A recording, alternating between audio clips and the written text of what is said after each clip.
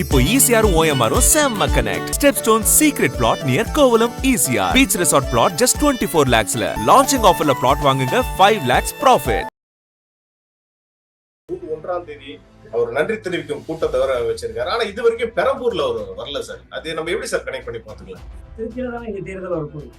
பெரம்பூர்ல தேர்தல் இல்லையே. ஒன்று இனிமேல் தான் திருச்சி கிழக்கு தேர்தல் வரப்போகுது. இன்னொன்று அவர் அந்த தொகுதியை ராஜினாமா செய்து விட்டால் இயல்பாகவே அந்த மக்களின் மீது கொஞ்சம் பாசம் அது இருக்கும் தானே, அதையும் நம்ம பொருத்தி பார்க்கலாம்.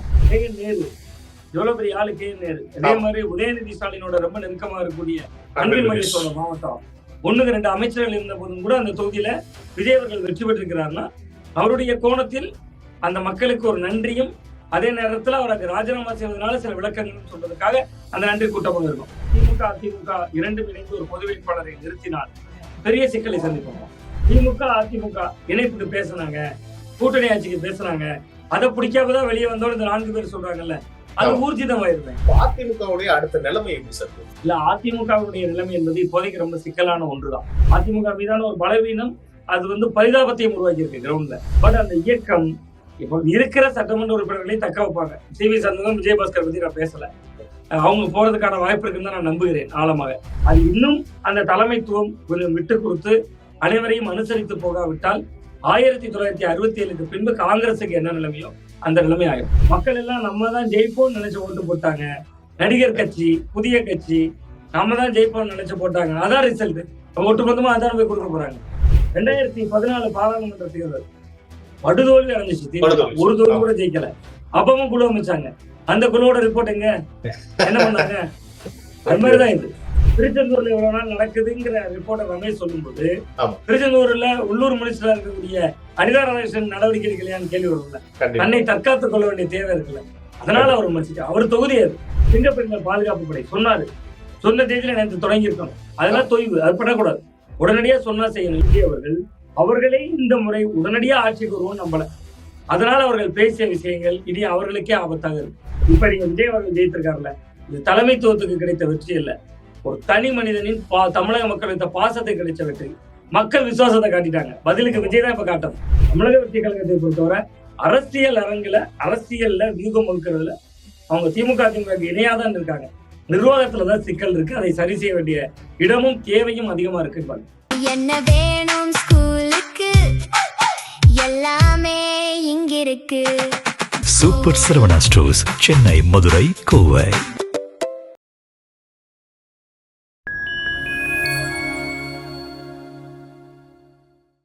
நேயர்களுக்கு வணக்கம். இன்று நம்மோடு இணைத்திருப்பவர் ஊடகவியலாளர் திரு சுவாமிநாதன் அவர்கள்.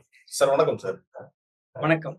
சார், முதலமைச்சர் திரு விஜய் அவர்கள் சட்டமன்ற தேர்தலில் 2 இடத்துல போட்டிட்டு இருந்தாரு. ஒண்ணு பெரம்பூர், ஒண்ணு திருச்சியில போட்டிட்டு இருந்தாரு. இப்ப திருச்சியில 1ஆம் தேதி அவர் நன்றி தெரிவிக்கும் கூட்டத்தை வர வச்சிருக்காரு. ஆனா இது வரைக்கும் பெரம்பூர்ல அவர் வரல சார். அது நம்ம எப்படி சார் கனெக்ட் பண்ணி பாத்துக்கலாம்?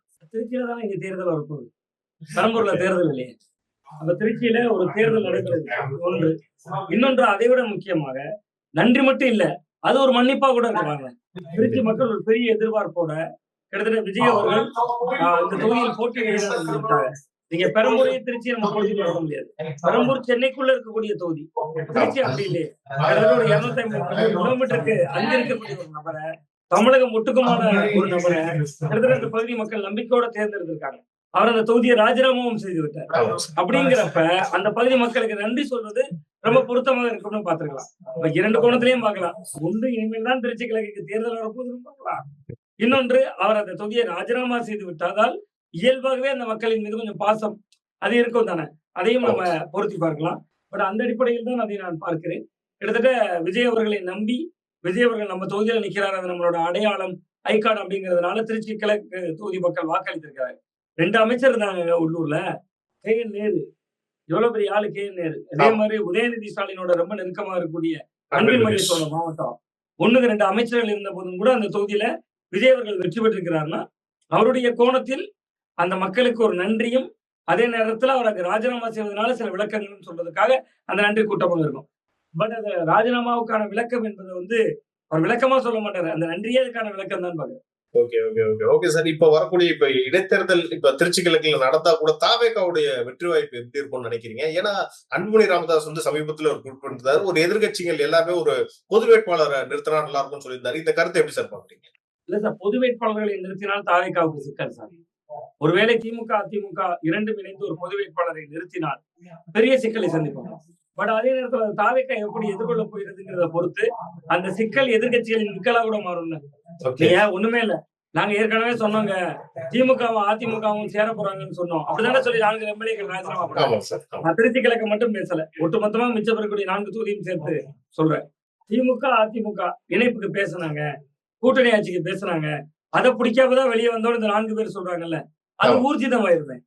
நீங்க ஒரு பொது வேட்பாளரை நிறுத்தி அப்படி கண்டெஸ்ட் பண்றப்ப அது களத்துல தாவேகாவுக்கு ஒரு பிளஸ்ஸா மாறிவிடும் வாய்ப்பு. கண்டிப்பா மாறும். ஆனா அப்படி மாறாத அளவுக்கு திமுகவும் அதிமுகவும் எங்க கிட்ட இருந்து இந்த எம்எல்ஏக்கள் ஏன் போனாங்க அப்படிங்கிறத பேச ஆரம்பிச்சு திமுகவே அதிமுக ஜெயித்த இடங்கள், அதனால நாங்க இந்த சமரசத்துக்கு தயாரா இருக்கோம் அப்படின்னு ஏதோ ஒண்ணு பேசி கிட்டத்தட்ட அந்த மாதிரி எல்லாம் நடந்ததுன்னா நெக் அண்ட் நெக் ஃபைட்டா மாறலாம், ஒரு இனிமையான சூழல் ஏற்படலாம். ஆனா தாவேகாவுக்காக பலவீனமாகி விட்டதுன்னு எனக்கு தோன்றாது. பொது வேட்பாளரை நிறுத்தினால் சிக்கல் ஏற்படும், ஆனா தாவேகாவுக்கு நிச்சயமா. சார், இப்ப தொடர்ந்து வந்து பாத்தீங்கன்னா அதிமுக இருந்து பல பேர் தாவேக்கால அடிச்சிட்டு இருக்காங்க. இதுல ஒரு பெரிய விஷயம் என்னன்னு பாத்தீங்கன்னா, அந்த தொழிற்சங்க தலைவர் திரு கமலக்கண்ணன் அவர்களே செஞ்சது ரொம்ப ஒரு பெரிய விஷயமா பார்க்கப்படுது. இப்ப நாளுக்கு நாள் தாவேக்கா வலுவடைஞ்சு ஸ்ட்ராங் ஆயிட்டே போகுதுன்னு பாக்குறீங்களா சார்? இல்ல சார், தாவேக்கா இப்பொழுதுதான் கட்டமைப்பை அமைக்கிறது சார். நீங்க அவங்க வந்து வலுவடையாமலே வெற்றியை பெற்றுட்டாங்க.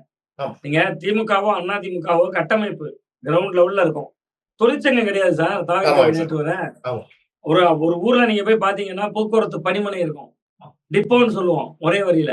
அந்த டிப்போ முன்னாடி பாத்தீங்கன்னா அண்ணா தொழிற்சங்கம், அந்த சைடு பாத்தீங்கன்னா தோமுசா தொழிலாளர் முன்னேற்ற சங்கம், இடதுசாரிகளுக்கு கூட சிஐடியும் இருக்கும்.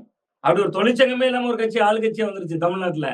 அப்ப இனிதான் அந்த கட்டமைப்பு வருது. இப்ப கமலக்கண்ணன் போறதுனால கட்சியை அப்படி சரிந்திருக்கிற கட்சியெல்லாம் தூக்கி நிறுத்த போறது இல்ல. ஏற்கனவே தாவேக்கா தூக்கி நிறுத்தப்பட்ட இயக்கம் தான், வெற்றியை பதிவு செய்த இயக்கம் தான். இப்ப கமலக்கண்ணன் போன்றவர்களால தொழிற்சங்கத்துல அந்த கட்சி வளரப்போகுது.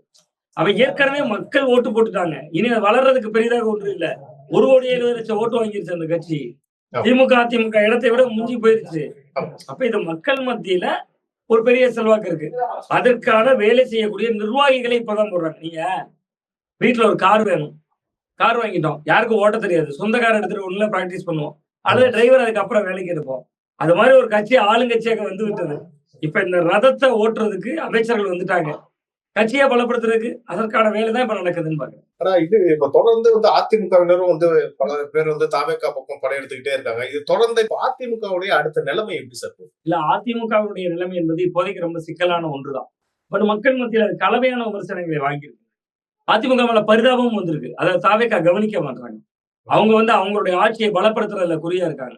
அதிமுக மீதான ஒரு பலவீனம் அது பரிதாபத்தையும் உருவாக்கி இருக்கு கிரவுண்ட்ல. தொண்டர்கள் சோர்வடைஞ்சிருக்காங்க.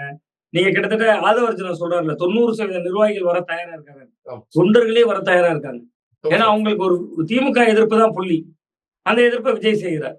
அப்ப அது போதும், நமக்கு திமுக எதிர்ப்பு, இவருக்கு பதில் இவர் சீரியல்ல மாத்துற மாதிரி அதிமுக பதில் தாவேக்கான்னு போயிடலாம்னு நினைக்கிறாங்க.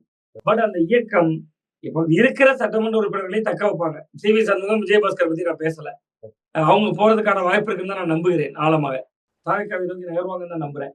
ஒருவேளை மிற்றம் இருக்கக்கூடியவர்களை அவர்கள் தக்க வைத்தால் அடுத்த 5 ஆண்டுகள்ல அவங்க திமுகவையும் எதிர்த்தாகணும், தாவேக்காவையும் எதிர்த்தாகணும். அப்ப ரொம்ப கடினமான ஒரு அரசியல் சூழலுக்குள்ள போவாங்க. ரொம்ப சவாலான காலகட்டமாக அதிமுகவுக்கு இருக்க போயிடுது. கட்சியை கட்டமைக்கணுங்க, மறுகட்டமைப்பு பண்ணணும், இளைய ரத்தம் வாய்ச்சணும். இங்க ஒண்ணுமே இல்ல, ஜெயலலிதா அவர்கள் விஜயகாந்த் கட்சி ஆரம்பித்தார். விஜயகாந்த் கட்சி ஆரம்பிச்சோடனே இளைஞர் மற்றும் இளம்பெண்கள் பாசறையை தொடங்கினாங்க. கட்சிக்கு இளைய ரத்தம் பாய்ச்சினாங்க. முதல் மாநில செயலாளர் யார் தெரியுமா? அன்னைக்கு சசிகலா அவர்களுடைய உறவினர் டாக்டர் வெங்கடேசன், அவர் அப்ப நேர்காணல் நடத்தினார்.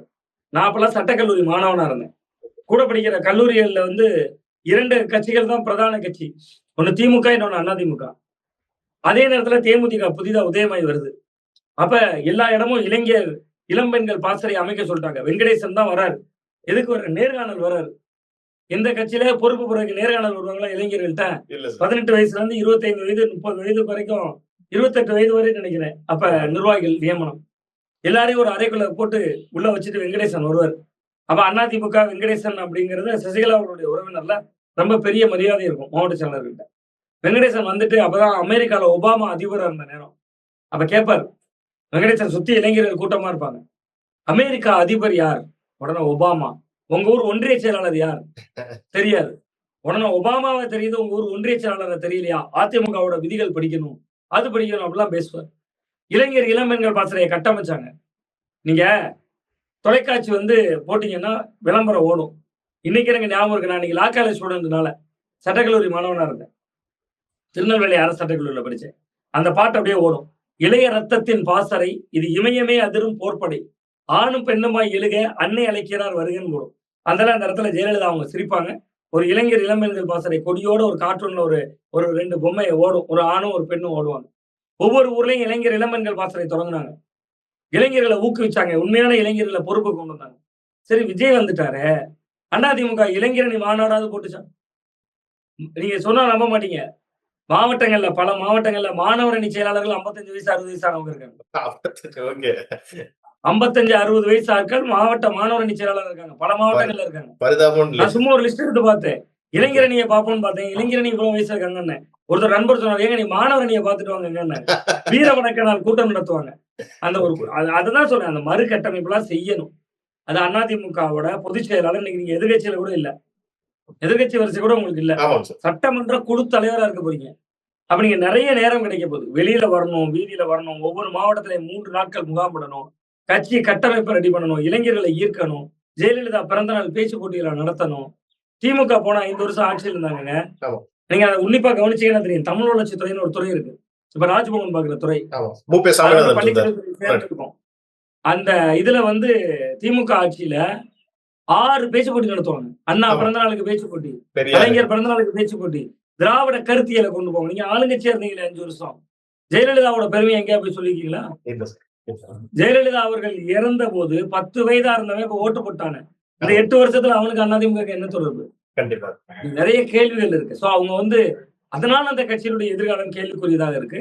அது இன்னும் அந்த தலைமைத்துவம் கொஞ்சம் விட்டு கொடுத்து அனைவரையும் அனுசரித்து போகாவிட்டால் 1967க்கு பின்பு காங்கிரசுக்கு என்ன நிலைமையோ அந்த நிலைமை ஆகும். நம்ம ஏற்கனவே பேசின மாதிரி இப்ப திருச்சி கிழக்குக்கு போயிட்டு இருக்காருல்ல சார், இல்ல நம்ம கூட பேசியிருந்தோம். இப்ப திமுக அதிமுக வந்து கூட்டணி சேர்ந்தா தாவேகாக்கு ஓரளவுக்கு ஒரு பின்னடைவு ஏற்படக்கூட வாய்ப்பு இருக்குன்னு நீங்க சொல்லியிருந்தீங்க. இப்ப நீங்களும் சொல்றீங்க, இப்ப அதிமுகவுக்கு ரொம்ப ஒரு பின்னடைவு தான் இருக்கு, இளைஞர்களோட சப்போர்ட்டே இல்லைன்றப்ப இப்ப திமுக சப்போர்ட் இருந்தாலும் அதிமுக அங்க பெரிய ரோல் பிளே பண்ணாதுன்னு நம்ம எடுத்துக்கலாமா சார்? இவங்க 2 கூட்டணி வச்சாங்க. இல்ல அது அதிமுக மீதான அனுதாபாலை வந்துடும். நீங்க 4-5 தொகுதிகள்ல அவங்க வேட்பாளர்கள் 4 வேட்பாளர்கள் ராஜினாமா அப்படிங்கிற இடம் போகிறப்ப அங்க போய் களத்துல போயிட்டு உருக்கமா 2 வார்த்தை மைக்க பிடிச்சு பேசுகிற பொழுது அதுக்கு ஒரு வேல்யூ வந்துடும். இங்க இளைஞர்கள் தான் இல்ல. நீங்க நல்ல உன்னிப்பா ஒரு விஷயம் பாத்தீங்கன்னா 24 தேர்தலில் 21% எடுக்கிறாங்க, பிரதமர் வேட்பாளரை காட்டாம. சட்டமன்ற தேர்தலையும் அதை எடுக்கிறாங்களே. திமுக பாருங்க, எம்பி எலெக்ஷன் விட எம்எல்ஏக்கு குறையுது. ஆனா இவங்களுக்கு அப்படி இல்லை, எம்பிலையும் குறைந்தது, அது ஸ்டேபிளா நிக்குது. அது கட்சி ஓட்டு, அது மாறாது. அதான் அடிமட்ட வாக்கு. ஆமா, அந்த கோர் ஓட்டர்ஸ் வந்து மாறாது. நிர்வாகிகள் மாறுவாங்க, இவங்க இருப்பாங்க, இன்னொருத்தர் இருப்பாங்க. அது எப்ப போனா ரெட்டையில சின்னம் போனா போகும், சின்னம் இருக்கிற வரைக்கும் இருப்பாங்க. அதுல பெரிய மாற்றம் இருக்காதுன்னு நான் நம்புறேன். ஓகே சார், இப்ப வந்து விஜயபாஸ்கர் அவர்கள் இப்ப திமுக போறதா ஒரு ஸ்பெகுலேஷன்ஸ் எல்லாம் போயிட்டு இருக்கு. சோ இவர் வந்து உண்மையிலே திமுக போறது நல்லதா சார்? ஏன்னா தொடர்ந்து இவர் வந்து ஒரு காலத்துல கலைஞர் அவர்களையும் ஸ்டாலின் அவர்களையும் கடுமையா விமர்சிச்சவர். இன்னைக்கு அவர் அங்க போயிட்டாருன்னா அவருடைய எதிர்காலம் எப்படி இருக்கணும்? இல்ல, அவர் திமுக போவதாக வரும் செய்திகள் வந்து அவர் பேசுறாருன்னு நினைக்கிறேன். அப்பதான் இன்னைக்கு நன்றி அறிவிப்பு கூட்டத்துல சொல்லியிருக்கதா கொஞ்சம் முன்பு பார்த்தேன். பட் அவர் திமுகவுக்கு போனா அவருக்கு அரசியல் எதிர்காலம் இருக்காது. ஏன்னா புதுக்கோட்டைங்கும் போது ரகுபதி கிட்டத்தட்ட அந்த மாவட்டத்துல மைண்ட்ஸ்ல இருந்தவர். நீங்க அவர் வந்து இந்த முறையும் ஜெயிச்சிருக்காரு, விஜயாலயில அவரும் ஜெயிச்சிருக்காரு சிறுமையத்துல. நீங்க அவரு சொற்ப எண்ணிக்கை, அவரு இன்னைக்கு நேற்று இல்ல, போன தேர்தலே சொற்ப எண்ணிக்கை தான், 1300 தான் நினைக்கிறேன். அதுக்கு முந்தின தேர்தலும் சொற்ப எண்ணிக்கை. அவர் எப்பொழுதுமே சொற்பத்துல தான் ஜெயிப்பாரு. அவர் சொற்பத்திலேயே ரெகுலரா ஒருத்தர் ஜெயிக்கிறாருன்னா அவருக்கு எவ்வளவு ஓட்டு தேவையோ அதுக்கு தக்கன அவர் கவனிக்கிறாருன்னு அர்த்தம். அப்ப அவர் எப்பொழுதுமே நீங்க அதை விட ரொம்ப நுட்பமான ஒரு இடம் இருக்கு. அந்த திருமயம் தொகுதி முக்குளத்தோர் அதிகம். 2வதா பாத்தீங்கன்னா அந்த திருமயம் தொகுதியில சமூகங்கள் அதிகம். இவரு செட்டியார் சமூகம், ரகுபதி செட்டியார் சமுதாயம். அவர் சமுதாயம் அங்க குறைவு, ரொம்ப அவர் சமுதாயம் அங்க ரொம்ப ரொம்ப குறைவு. ஆனா அவர் ஜெயிக்கிறாருல, அது ஆளுமை தானே. அந்த ஆளுமையோட போய் மோதணும். நாளைக்கு அங்க ஒரு அமைச்சர் போடணும்னா விஜயபாஸ்கரையும் போடுற ரகுபதியும் எப்படி போடுவாங்க? அதிகாரத்தை தேடி ஓடுறவர் வந்து திமுக சரியான இடமா இருக்காது. அங்க போனவங்க எல்லாம் நீங்க சோபிச்சிருக்காங்க. நீங்க அதையும் பாக்கணும். இப்ப மனோஜ் பாண்டியன் ஜெயித்திருக்கிறார், ஓபிஎஸ் ஜெயித்திருக்கிறார். பல முன்னாள் அமைச்சர்கள் அங்கிருந்தவங்க சேகர் பாபுல தொடங்கி அனிதா ராதாகிருஷ்ணன் வரைக்கும் இருந்தாங்க. அது ஒரு காலம். கண்டிப்பா. திமுகவுக்கான எதிர்காலத்தையே நீங்க விஜய் கேள்விக்குறி ஆக்கியிருக்காருல்ல. Right, right, right. அதனால வந்து இவர் உடனடியான சாய்ஸ் என்பது திமுகவா இருந்தா அது ரைட் சாய்ஸா இருக்காதுன்னு தான் நான் பாக்குறேன். ஓகே சார், நீங்க இப்ப ரைட் சாய்ஸ் இல்லைன்னு சொல்றீங்க. திமுக தலைவர் திரு ஸ்டாலின் அவர்கள் அவங்க திமுக இந்த சட்டமன்ற தேர்தலில் தோத்ததுக்கு அந்த ஆராயத்துக்கான ஒரு குழு அமைச்சிருக்காரு. அவங்களும் சமர்ப்பிக்க போறாங்க அறிக்கையை ஜூன் 5ஆம் தேதி நினைக்கிறேன். சோ இது எப்படி சார் விடிய போகுது? பேருக்காக பண்றாங்களா இல்ல உண்மையிலே இது வந்து அவங்க கத்துப்பாங்கன்னு நினைக்கிறீங்க? இல்ல பேருக்காக தான் சார் பண்றாங்க. நீங்க தான் அவர் முதல் நாளே மு க ஸ்டாலின் அவர்கள் சொல்லிட்டாரு. நீங்க குழு அமைச்சது 2வது. குழு அமைக்கிறதுக்கு முன்னாடி அவர் தான் பேசிட்டாரு. உள்ளரங்கத்துல பேசுகிற பொழுது அவர் ஒரு விஷயம் சொன்னார்ல, மக்கள் எல்லாம் நம்ம தான் ஜெயிப்போம்னு நினைச்சு ஓட்டு போட்டாங்க. நடிகர் கட்சி, புதிய கட்சி, நம்ம தான் ஜெயிப்போம்னு நினைச்சு போட்டாங்க. அதான் ரிசல்ட். ஒட்டுமொத்தமா அதான் போய் கொடுக்க போறாங்க. அவர் வந்து அதை பேசியிருக்க கூடாதுல்ல. ஏன் இந்த ஆட்சி வந்தது, எப்படி வந்ததுங்கிறத பேசியிருக்க கூடாதுல்ல. நீங்க ஒரு பக்கம் கண்டறிகிற குழு அனுப்புறீங்க, இன்னொரு பக்கம் நீங்க ரிசல்ட்ட சொல்றீங்களேங்க. அப்ப அது உங்களுக்கு கண்துடைப்புங்க. அது 2014 பாராளுமன்ற தேர்தல் படுதோல்வி அடைஞ்சிச்சு. ஒரு தோல்வி கூட ஜெயிக்கல. அப்பவும் குழு அமைச்சாங்க. அந்த குழுவோட ரிப்போர்ட் எங்க என்ன பண்ணாங்க? அது மாதிரிதான் இது. ஓகே, தொண்டர்கள் வந்து ஓரளவுக்கு சோர்வடையாம இருக்க செய்யறதுக்கு இந்த மாதிரி வேலைகள் எல்லாம் பண்றாங்கன்றது. இந்த மாதிரியான அதிமுக குழு அமைக்கல. எடப்பாடி பழனிசாமி அவர்கள் நானே பொறுப்புன்னு சொல்லல. ஆனா சிஎம் முன்னாள் முதல்வர் ஸ்டாலின் சொல்றாரு, நானே பொறுப்பெடுத்துக்கிறேங்கிறாரு. வெற்றி பெற்றால் எப்படி நான் பொறுப்போ, தோல்வி அடைந்தாலும் நானே பொறுப்புங்கிறாரு. இவர் நானே பொறுப்புன்னு சொல்றதுனால இன்னொருத்தர் நீங்க தான் பொறுப்புன்னு சொல்லல. அதுதான் இதுல அரசியல். இப்ப வந்து ஸ்டாலின் அவர்களே சொன்னார், இந்த ஆட்சிக்கு வந்த போது ஒரு 6 மாசம் நாங்க பாக்குறோம், அதுக்கப்புறம் நாங்க வந்து என்னென்ன குறைகள்லாம் இருக்கும் நாங்க சுட்டி காட்டுறோம்னு சொன்னதுக்கு முன்னாடியே இப்ப டே 1ல இருந்தே அவங்க சுட்டி காட்ட ஆரம்பிச்சிட்டாங்க. ஒரு உதாரணத்துக்கு சொல்லணும்னா, அமைச்சர் திரு ரமேஷ் அவர்கள் இந்த திருச்செந்தூர் கோயில்ல போயிட்டு ஆய்வு எல்லாம் பண்ணாரு. அதுக்கு வந்து முன்னாள் அமைச்சர் திரு அனிதா ராதாகிருஷ்ணன் கண்டனம் தெரிவிச்சிருக்காரு சார். இது கண்டனம் தெரிவிக்கிறதுக்கு யாருல என்ன இருக்கு? அவருக்கு திருச்செந்தூர் சட்டமன்ற தொகுதியினுடைய எம்எல்ஏ அனிதா ராதாகிருஷ்ணன். அனிதா ராதாகிருஷ்ணனை பொறுத்த வரைக்கும் ஓட்டு அரசியல். அவர் அங்க இருக்கக்கூடிய அந்த கோயிலுக்குள்ள இருந்த அந்த அர்ச்சகர்கள் வந்து அந்த சமூகத்துக்கே ஒரு பெயர் சொல்லி குறிப்பிட்டு இருந்தார். அவருடைய ஓட்டுகளில இவர் வாங்கியிருக்காரு. அப்ப அந்த அடிப்படையில அவர் உள்ளூர் அரசியலுக்காக அவர் பேசுறாருன்னு தான் நான் பாக்குறேன். மற்றபடி இதை கண்டிக்கிறதுக்கு எத்தனையோ விஷயங்கள் இருக்கு. அவர் எதையுமே இந்த அரசை கண்டிக்காம குறிப்பிட்ட அந்த விஷயத்த மட்டும் சொல்றதுக்கு காரணம், திருச்செந்தூர்ல இவ்வளவு நாள் நடக்குதுங்கிற ரிப்போர்ட்டை ரமேஷ் சொல்லும்போது, திருச்செந்தூர்ல உள்ளூர் மினிஸ்டரா இருக்கக்கூடிய அனிதா ராதாகிருஷ்ணன் நடவடிக்கை எடுக்கலையான்னு கேள்வி வரும்ல. தன்னை தற்காத்துக் கொள்ள வேண்டிய தேவை இருக்குல்ல. அதனால அவர் விமர்சிக்கிறார். அவர் தொகுதி அது. அந்த தொகுதி என்கிற அடிப்படையில தொகுதியினுடைய பெயரே திருச்செந்தூர். அந்த கோயில்ல நடந்த ஒரு ஆய்வு. அப்ப அவர் பேசுறதுல அதுதான் இருக்கே ஒழிய அதுல உள்நோக்கமும் இல்ல, விமர்சிக்கிற தன்மையும் இல்லைன்னு தான் நான் பாக்குறேன். ஓகே சார், அதே மாதிரி நேற்று வந்து எதிர்கட்சி தலைவர் திரு உதயநிதி ஸ்டாலின் அவர்கள் ஒரு விஷயத்த கோடிட்டு பேசியிருந்தாரு. சட்டம் ஒழுங்கு ரொம்ப மோசமா இருக்கு. விஜய் அவர்கள் ஆட்சிக்கு வரதுக்கு முன்னாடி பல விஷயங்கள் சொன்னாரு, அது எதுவுமே இப்ப நிறைவேற்றலையேன்றாரு. உண்மையிலே இந்த 20 நாள்ல சட்டம் ஒழுங்கு எப்படி சார்? இல்ல, சட்டம் ஒழுங்கு வந்து சார் விஜய் அவர்கள் கொஞ்சம் அபரிவிதமான நம்பிக்கையை கொடுத்துட்டார். சட்டம் ஒழுங்கு இப்படிதாங்க இருக்கும். அது திமுக ஆட்சி வந்தாலும், அதிமுக வந்தாலும், விஜய் ஆட்சியா இருந்தாலும், மோடியே இருந்தாலும் இப்படிதான் இருக்கும். தமிழ்நாட்டுக்கு வந்து நீங்க தமிழ்நாடு வந்து ஒரு 8-7 கோடி மக்கள் இருக்கக்கூடிய ஒரு மாநிலம். அதுல நீங்க ஒவ்வொரு ஆளுக்கும் ஒரு சிசிடிவி கேமரா வைக்க முடியாது, ஒவ்வொரு ஆளுக்கும் ஒரு போலீஸ் போட முடியாது. பட் விஜய் சில சந்தர்ப்பங்களை தவிர்த்திருக்கலாம். சிங்கப்பெண்கள் பாதுகாப்பு படை சொன்னாரு, சொன்ன தேதியில நேற்று தொடங்கி இருக்கணும். அதெல்லாம் தொய்வு, அது பண்ணக்கூடாது. உடனடியா சொன்னா செய்யணும். இன்னொன்று, மக்கள் அபரிவிதமாக விஜய் அவர்களை நம்புறாங்க. நீங்க கோயம்புத்தூர் சம்பவத்துல பாருங்க, அந்த சிறுமியினுடைய தாய் பேசுறாங்க, உறவினர்கள் பேசுறாங்க. அவங்க சொல்றாங்க விஜய் அவர்கள் எப்படியாவது நடவடிக்கை எடுக்கணும் அப்படிங்கிற ஒரு கோரிக்கை வைக்கிறாங்க. 2வது மெரினா பீச்ல ஒரு அம்மா பிள்ளையை தொலைக்கிறாங்க. விஜய் அண்ணா கிட்ட சொல்லுங்கப்பா, பிள்ளைக்கு உடலை எப்படியாவது எடுத்துட்டு வருவார் பாருங்கிறாங்க. அப்ப மக்கள் நீங்க சொல்றீங்கல்ல, எலெக்ஷன் இல்ல மற்றவங்களுக்கு தான் எலெக்ஷன், எங்களுக்கு எமோஷன், நான் ஒவ்வொரு வீட்லயும் விஜய் அப்படின்னு சொல்லும் போது அவர்கள் உளப்பூர்வமாவே விஜய் வந்தா நம்ம பிள்ளைங்களுக்கு பாதுகாப்பு கிடைச்சிடும் நம்புறாங்க. ஆனா யார் வந்தாலும் கிடைக்காது. அவன் நீங்க விஜய் அவர்களும் இந்த தன்மை நடப்பு அரசியல்னா என்ன, மக்களுக்கு ஒரு நீதி பரிபாலன முறைகள்னா எப்படி இருக்கும், போலீஸ் டிபார்ட்மெண்ட் எப்படிலாம் நடவடிக்கை எடுப்பாங்கிறத அவர் பேசணும். முதல்ல அவர் பேசினால் மக்கள் புரிந்து கொள்வார். பட் அவரே பேசாதனால எதிர்கட்சிகள் பேசுறாங்கன்னு. அதே மாதிரி அவரு வாக்குறுதிகள் எல்லாம் கொடுத்திருந்தாரு சார். டே 1 வந்து பாத்தீங்கன்னா எல்லாருமே வந்து 200 ஃப்ரீ சொன்னாரு. அப்புறம் அதுல ஒரு சின்ன ஒரு மாற்றம் இருந்துச்சு. அதே மாதிரி விவசாயிகளுக்கு கடன் தள்ளுபடின்னு சொன்னாங்க. எல்லாருக்கும், அதாவது 5 ஏக்கருக்கு வச்சிருக்கவங்க எல்லாருமே தள்ளுபடினாங்க. அதுலயும் சில மாற்றங்கள் இருந்துச்சு. இப்படி தொடர்ந்து வாக்குறுதிகள்ல மாற்றம் இருக்கிறப்ப இது ஒரு எந்த வகையான ஒரு தாக்கத்தை ஏற்படுத்தப்பட்டுச்சு? இல்ல சார், நேற்று வரை அவருக்கு எதிர்வாக்கல் இல்லை சார் விஜய்க்கு. இந்த தேர்தலுக்கு முன்பு வரை விஜய் அவர்களுக்கு எதிர்வாக்கல் என்பதே இல்லை. நேற்று தமிழகத்தில் பல மாவட்டங்கள்ல நடந்த விவசாயிகள் குறைதீர்க்கும் கூட்டத்துல விவசாயிகள் புறக்கணித்து விட்டு வெளியில் வந்து விஜய் அவர்களுக்கு எதிராக போராடி இருக்காங்க. அரசுக்கு எதிராக இல்ல. கிட்டத்தட்ட எங்களுக்கு பயிர்க்கடன் தள்ளுபடி செய்யலங்கிறாங்க. நீங்க 50,000க்கு உட்பட்ட கடன் தான் தள்ளுபடி சார். கண்டிப்பா சார். நீங்க ஒரு ஏக்கர்ல வாழையை நடணும்னா 2 லட்சம் ரூபா வேணும்.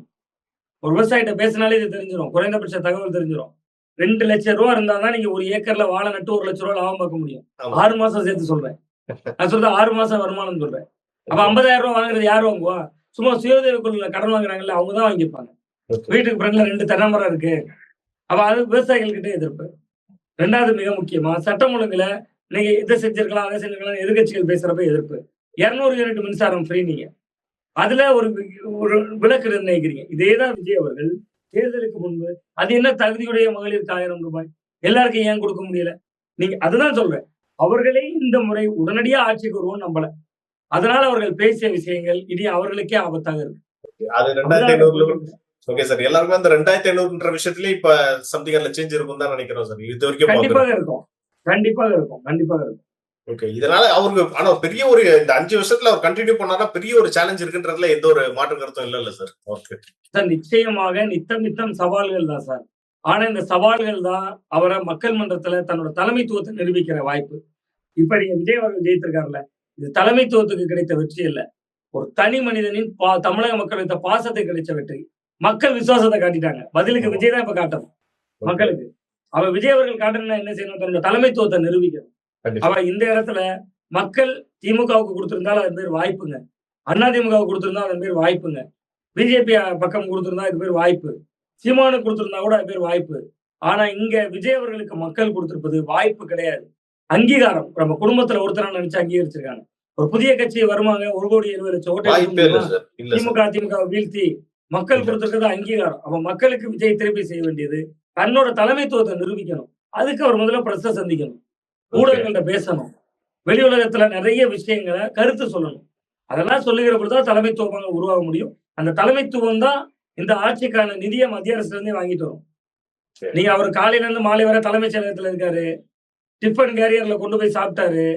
அங்கே உள்ளே இருந்தே அலுவல் பணிகளை மேற்கொள்றாரு. கோப பார்வை அப்படி வீசினாரு. அதிகாரிகள் எல்லாம் சஸ்பெண்ட் பண்றாரு, மிரட்டுறாரு. இதெல்லாம் தலைமைத்துவம். அந்த தலைமைத்துவம் மக்களுக்கு வளர்ச்சியை காட்டி தரும். அதுக்கு விஜய் அவர்கள் மக்கள் காட்டிய விசுவாசத்தை விஜய் அவர்கள் திருப்பி செய்ய வேண்டியது நிறைய இருக்குன்னு தான் நான் பாக்குறேன். Okay sir. இப்போ தாவேகா மேல ஒரு குற்றச்சாட்டு வச்சுக்கிட்டே இருக்காங்க சார். குதிரை பேரம் சொல்லிட்டு இருக்காங்க. இன்கேஸ் அவங்க மெஜாரிட்டியை ப்ரூவ் பண்றதுக்காக இந்த மாதிரி பண்றாங்களா இல்ல உங்களுக்கு எதுவும் சிக்கல் இருக்கா சார்?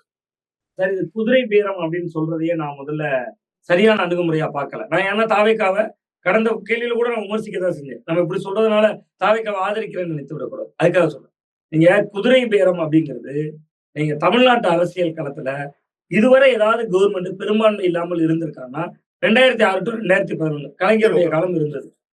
அப்ப உங்களுக்கு காங்கிரஸ் நிபந்தனையற்ற ஆதரவு, அங்க இருக்கக்கூடிய பாட்டாளி மக்கள் கட்சி நிபந்தனையற்ற ஆதரவு. ஆனா இந்த முறை விஜய் அவர்களுக்கு நிபந்தனைகளுடன் கூடிய ஆதரவு. அமைச்சரவையில பங்கு வந்துட்டாங்க.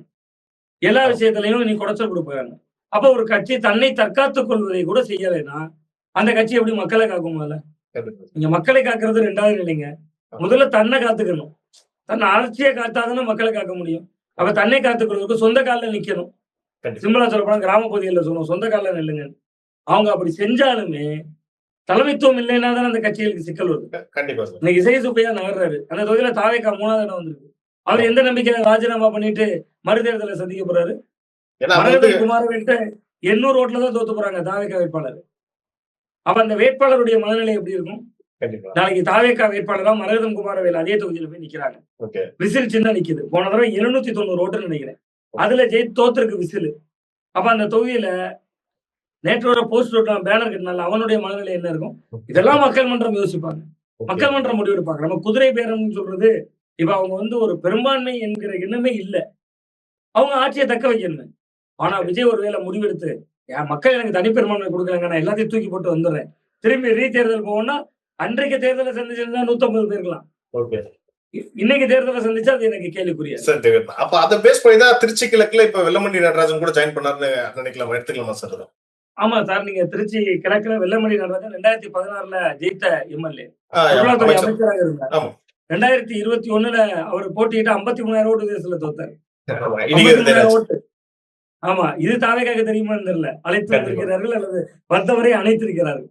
2026 அவருக்கு வாய்ப்பு தரல. பட் அதை விட நுட்பமான ஒரு இடம் இருக்கு. அந்த தொகுதிக்குள்ள பிள்ளைமார் வாட்டம் அதிகம். வெல்லமண்டி நடராஜன் அதே சமூகத்தை சேர்ந்தவர். நம்ம இதையெல்லாம் கூட்டி கழித்து பார்க்க வேண்டியிருக்கு. அவர்கள் அப்படி கூட அழைத்து வந்திருக்கலாம் அப்படின்னு பாருங்க. Okay sir. நிறைவா ஒரு கேள்வி. இப்ப சமீபத்துல திரு விஜய் அவர்கள் டெல்லி போயிருந்தாரு சார். டெல்லி போயிட்டு அங்க பல விஷயங்கள் வந்து பிரதமர்கிட்ட பேசியிருந்தாங்க. நிதியமைச்சர்கிட்டயும் வந்து பல கோரிக்கைகள்லாம் வச்சிருந்தாங்க. தமிழ்நாட்டுக்கு தேவையான நிதியை பத்தி பேசியிருந்தாரு. ஆனா காங்கிரஸ் தலைவர்கள் சோனியா காந்தியோ ராகுல் காந்தியோ பார்க்கல. இதுக்கு வந்து முக்கியமான விஷயம் சொல்றது என்னன்னா மேகதாது பிரச்சனைன்னு சொல்றாங்க. இன்னொரு பக்கம் காங்கிரஸ் கர்நாடகா காங்கிரஸ்ல முதலமைச்சர் மாற்றப்படுதுன்னு சொல்றாங்க. உண்மையான காரணம் என்ன சார்?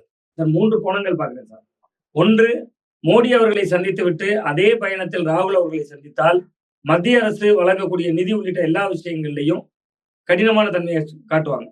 நான் இன்னைக்கு நேற்று இல்ல, நான் பார்க்கிற சப்ஸ்கிரைபர்கள் பார்க்கலாம். புதிய தலைமுறை நேரலையில அன்னைக்கு நான் இருந்தேன்.